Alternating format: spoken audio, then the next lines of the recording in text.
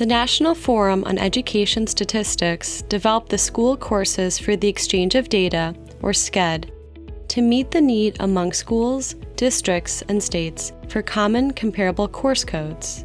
The first video in the series provided an introduction to SCED. This video will explain the coding elements that make up SCED and illustrate the information that can be communicated through the use of SCED.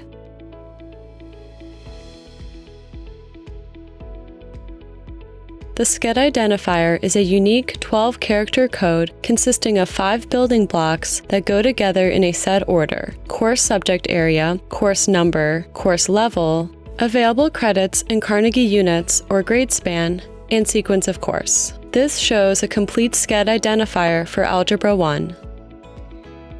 The course subject area is a 2-digit code that denotes the major subject category of the course. There are 23 course subject areas.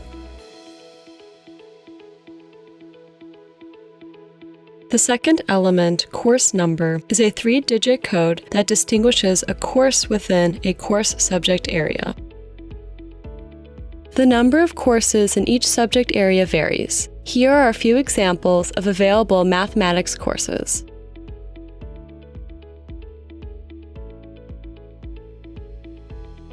The third element, course level, is a single character code which indicates the course's level of rigor. It has 6 options for coding.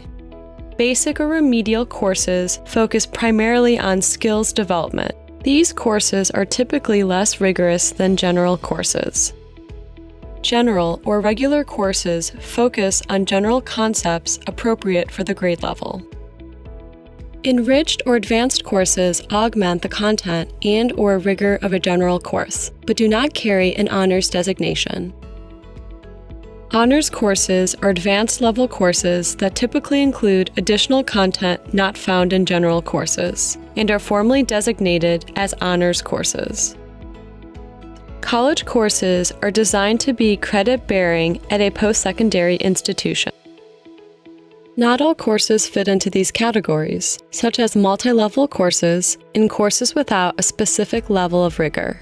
SCED accounts for such courses by having the course level X for all courses that do not fit into the other course level categories.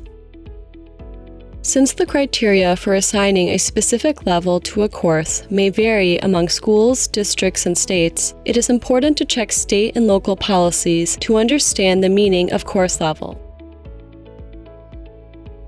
The next element, available credits in Carnegie units, is a 4-character code, 3 digits with a required decimal, that identifies the amount of Carnegie unit credit available. Generally, a course meeting every day for one period of the school day over the span of a school year offers 1 Carnegie unit.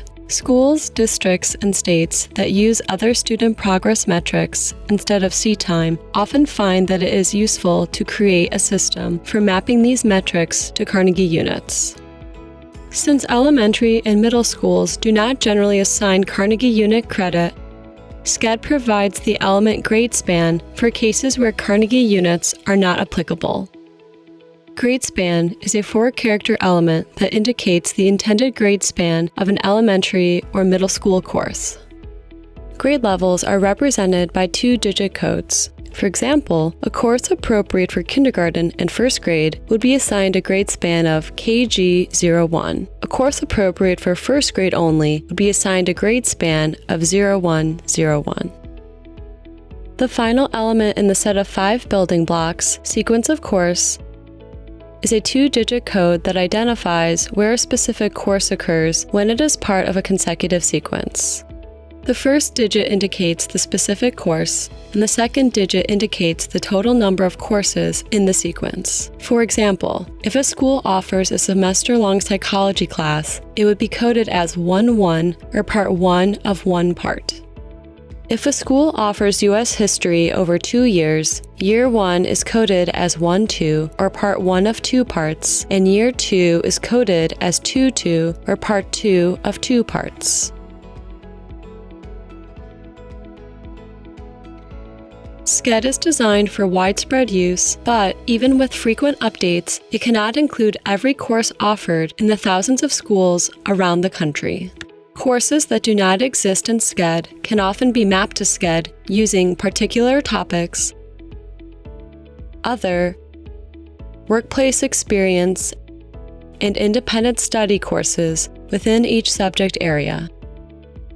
Sometimes there's not a SCED code that fits a course. A prominent course that is taken by a large number of students, a state-specific course, or a course required for graduation may need its own separate state-based course code. In these cases, states or districts can create a course code using the numbers from the 900 to 990 range within each subject area, which are reserved for state use.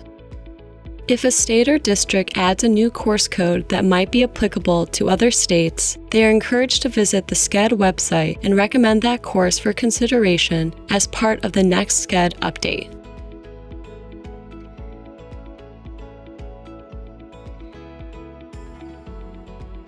States and districts may want more than the basic course information included in the SCED identifier to identify a course. The SCED identifier can be expanded through the use of attributes, which are optional elements added to the end of the 12-character SCED identifier.